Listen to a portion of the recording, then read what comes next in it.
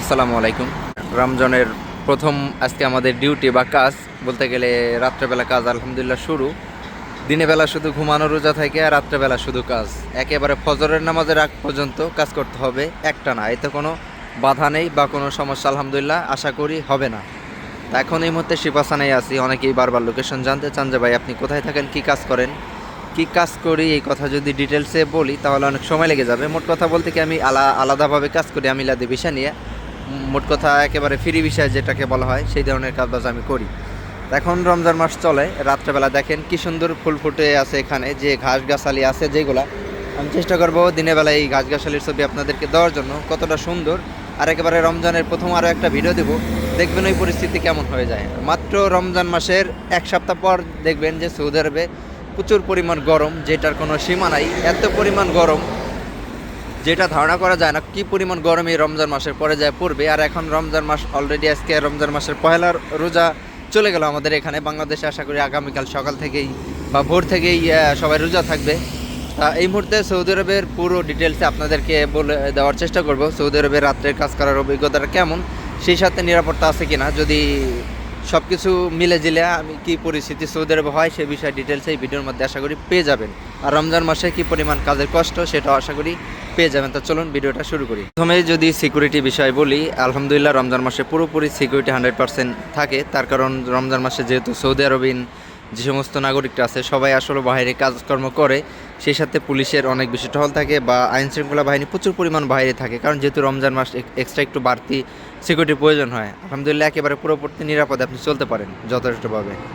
Security কেন থাকবে না বলুন, এইখানে সারা রাত এভাবেই মানুষজন থাকে। আর অতিরিক্ত মানুষজন যখন বেশি থাকে সেইখানে আশা করি 100% সিকিউরিটি থাকে। তবে আবার একটা কথা আছে, যদি অতিরিক্ত বিশৃঙ্খলা বেশি হয়ে যায় তাহলে দেখা গেছে সেইখানেই অপকর্ম বা অবৈধ কাজটা একটু বেশি পরিমাণ চলে। তা যাই হোক, এরকমই চলবে, একেবারে সারা রাত একইভাবে চলবে আলহামদুলিল্লাহ আশা করি।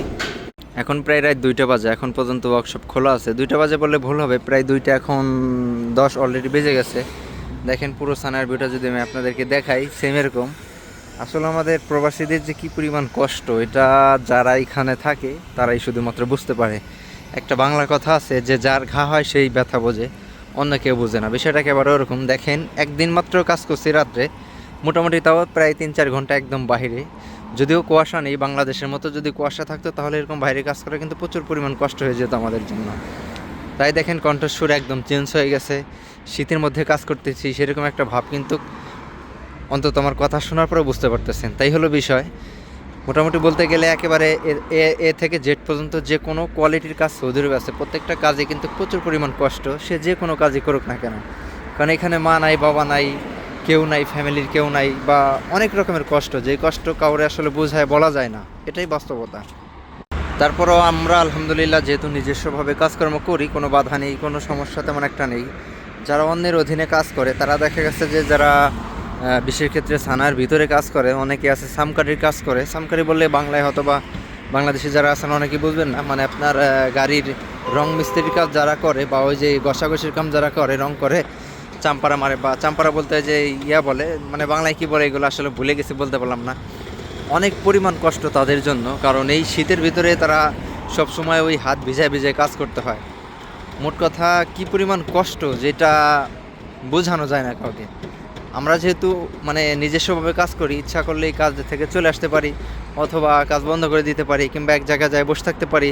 আর যারা অন্যের অধীনে কাজ করে তাদের তো 5 মিনিটও বসার কোনো সুযোগ নাই। এই হলো পরিস্থিতি। আর একটা কথা শেয়ার করি, টাকা এমন একটা জিনিস, আপনি একটা মানে ধারণা করতে পারবেন না আপনার টাকার কী পরিমাণ নেশা। যখন পকেটে 100 টাকা থাকতো না, মানে বাংলাদেশি টাকার 100 টাকা যখন পকেটে থাকতো না, তখনও কিন্তু বাংলাদেশে আলহামদুলিল্লাহ অনেক বেশি সুখে শান্তিতে জীবনযাপন করছি। আর এখন আলহামদুলিল্লাহ মোটামুটি পকেট ভর্তি টাকা আছে, মোটামুটি অর্থ সম্পদ কিছুটা জোগাড় করছি, কিন্তু মনের ভিতরে সেই আগের যেই শান্তিটা ছিল সেই শান্তিটা এখন আর কাজ করে না। কারণ আল্লাহ তাআলা কি বলছে যে এই পৃথিবীর সব থেকে, এই দুনিয়ার সব থেকে বড় শান্তি হইতেছে মানুষের মনের শান্তি। মানুষের মনে একটা তৃপ্তি, শান্তি, প্রশান্তি, এটাই হইতেছে সব থেকে বড় সুখ। টাকা পয়সা, অর্থ সম্পদ, কোটি কোটি ব্যাংক ব্যালেন্সে যদি থাকে, যদি আপনার মনের ভিতরে শান্তি না থাকে তাহলে ওই অর্থ সম্পদের কোনো মূল্য নেই আপনার কাছে। এখন সেটা বুঝতে পারি। যাই হোক, একটু মানে স্যাড রিয়াকশনের মধ্যে চলে গেছিলাম কথা বলতে বলতে। মানে এটা হইতেছে পেট্রোল পাম্প, যারা ওই যে দেখেন পেট্রোল পাম্পে বসে বসে কাজ করতেছে, এই যে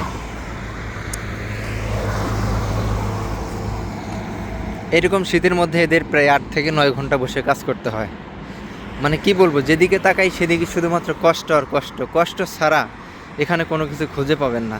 আজকে রমজান মাসের প্রথম রাত্রে ডিউটি করলাম বা রাত্রে কাজ করলাম, জানি না সামনের দিনগুলো কেমন হবে, তবে বাইরে প্রচুর পরিমাণ শীত।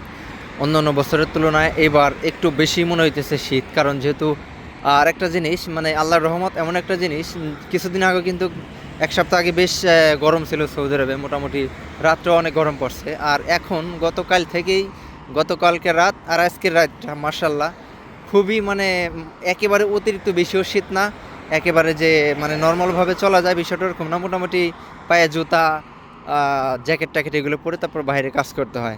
একেবারে নিদন্তই যারা নতুন তারা তো এই সৌদি আরবের বিষয় অতটা বেশি জানেন না, যার প্রয়োজনে অনেক সময় অনেক রকমের কথা আমি আপনাদেরকে বলি।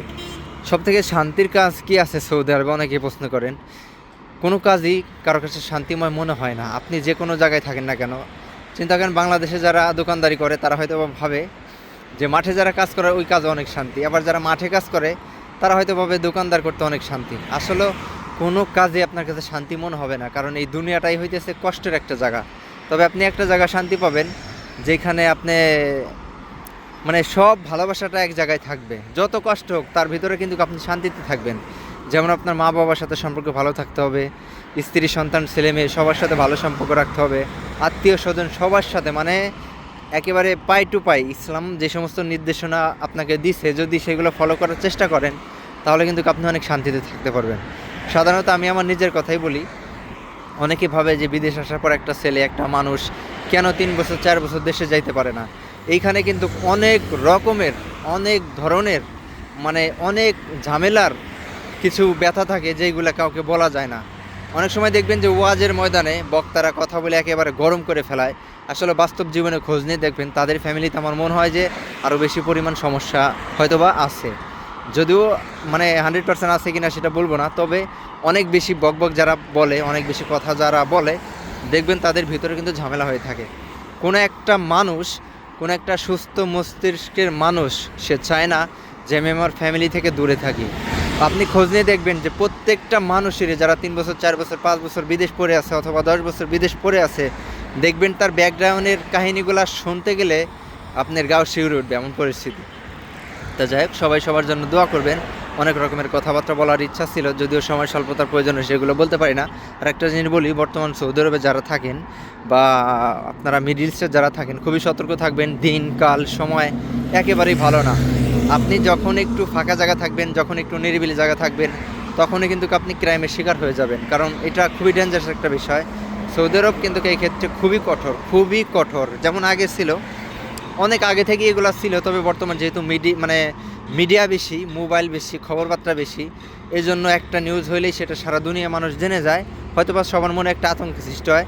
যেমন একটা দুর্ঘটনা ঘটলে মনে হয় যে পরবর্তীতে আরও বেশ কয়েকটা হয়েছে, বিষয়টা এরকম। এগুলো অনেক আগে থেকেই ছিল, আর 10 বছর 15 বছর 20 বছর আগে থেকেই ছিল, তবে তুলনামূলক একটু পরিমাণে এখন বেশি। তবু এটা সৌদি আরব, যে কোনো দুর্ঘটনা যদি হয়, যে কোনো সমস্যা যদি হয়, সেটার সমস্যা কিন্তু অতি দূরত্ব বের করে ফেলায়। যারা ক্রাইমের শিকার হয় এরা কিন্তু অত্যন্ত ভয়ঙ্কর সময় পার করে। তাই এইগুলা থেকে বাঁচার কোনো উপায় আছে কিনা? অবশ্যই আছে। আপনি একেবারে অপরিচিত কোনো লোকের সাথে কথা বলবেন না, অথবা অপরিচিত কোনো লোকের সাথে কোথাও যাবেন না, বা আপনার পরিচিত মনে হয় না এমন কারোর সাথে কখনো মেশার চেষ্টা করবেন না। আর সবসময় সৌদি আরবে ট্যাক্সিতে চলাফেরা করবেন, যেগুলো সৌদি আরবে বৈধতা সরকারিভাবে যেগুলো আছে, লিল ট্যাক্সিগুলো, এগুলোর মাধ্যমে। অনেকে হয়তো বা জানে না, নতুন বিদেশে আছে, অপরিচিত মানুষের গাড়িতে এখানে ওখানে ঘুরে 1 দিন 2 দিন 4 দিন 5 দিন, এগুলো কিন্তু অনেক ভয়ঙ্কর কিছু আপনার জন্য ডেকে আনবে। তা যাই হোক, অনেক কথাই বললাম। যদি কোনো কথার ভিতরে ভুল ভ্রান্তি হয়ে থাকে সবসময় ক্ষমা দৃষ্টিতে দেখবেন। আর সৌদি আরব রিলেটেড যে কোনো কিছু জানার যদি প্রয়োজন হয় অবশ্যই বলবেন, যতটুকু সময় আছে, যতটুকু সম্ভব হয় আমি আপনাদেরকে সেগুলো সুন্দরভাবে বোঝানোর চেষ্টা করব। তো সবাই ভালো থাকবেন, সুস্থ থাকবেন। আসসালামু আলাইকুম।